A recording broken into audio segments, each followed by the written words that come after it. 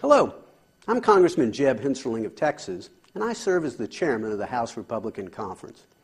You know, unfortunately, every day we hear about some friend or some neighbor who just got laid off or still can't find a job. The Obama administration promised its stimulus plan would help keep unemployment below 8%. And instead, unemployment has been above 8% for 29 straight months, the longest stretch since the Great Depression.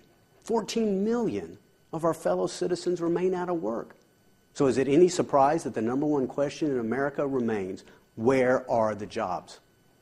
You know, by and large, it's a lack of confidence in our nation's future that's holding our economy back. Whether it's uncertainty about our national debt, uncertainty about taxes, uncertainty about all the regulations and mandates that just keep pouring out of Washington.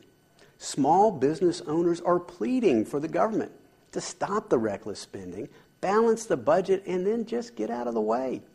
That's why the Republican-led House is focused on removing government barriers to private sector job growth. The kind of growth the president promised with his stimulus, but failed to deliver. As part of our plan for America's job creators, we've passed a series of jobs bills to cut wasteful Washington spending, rein in needless red tape, and increase American energy production. Our plan includes the budget, written by Chairman Paul Ryan in the Budget Committee, that actually pays down our debt over time and paves the path to prosperity and economic growth. We Americans are the best entrepreneurs and workers in the world. Given a level playing field, we can compete and win against anyone, anywhere, anytime. But not as long as the policies coming out of Washington remain harmful to jobs. What we need to do is get government out of the way so our economy can get back to creating jobs. That's what makes this debate we're having about America's fiscal future so important.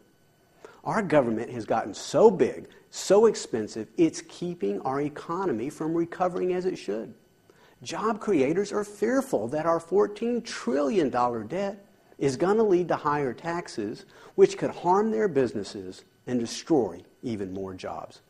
Just this week, the co-founder of Home Depot, Bernie Marcus, when he was asked what's the single biggest impediment to job growth, he answered the U.S. government. He went on to say, if we don't lower spending and if we don't deal with paying down the debt, we're going to have to raise taxes, and when you raise taxes, you cost jobs. This sentiment is echoed by small business people and entrepreneurs from coast to coast. The American people have long since said it's time to quit spending money we don't have. It's time to stop borrowing 42 cents on the dollar, much of it from the Chinese, and then sending the bill to our children and grandchildren. Credit rating agencies have spelled out the consequences of failing to heed this message, warning that even if we're able to avoid any type of default, that may very well downgrade our status unless we take serious action to get our fiscal house in order. That's why the House this week passed cut, cap, and balance legislation. First, the legislation immediately cuts government spending to 2008 levels. You know, I just haven't really met anybody who thought government was too small before President Obama became president.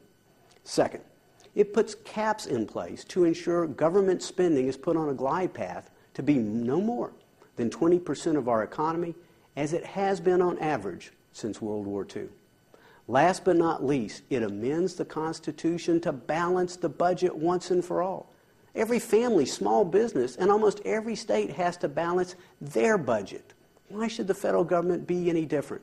And our plan accomplishes this without imposing job-crushing tax hikes. Now, unfortunately, the Democratic-led Senate tabled this common sense measure, despite the fact it received bipartisan backing in the House and overwhelming support from the American people. You know, the Democrats who run Washington are pretty good at telling us what they're against, but they have yet to put a plan on the table that tells us what they're for. Speeches and press releases won't do the trick. It's time for some action. Senator Reid, if you don't like our plan to deal with the debt crisis, where's your plan?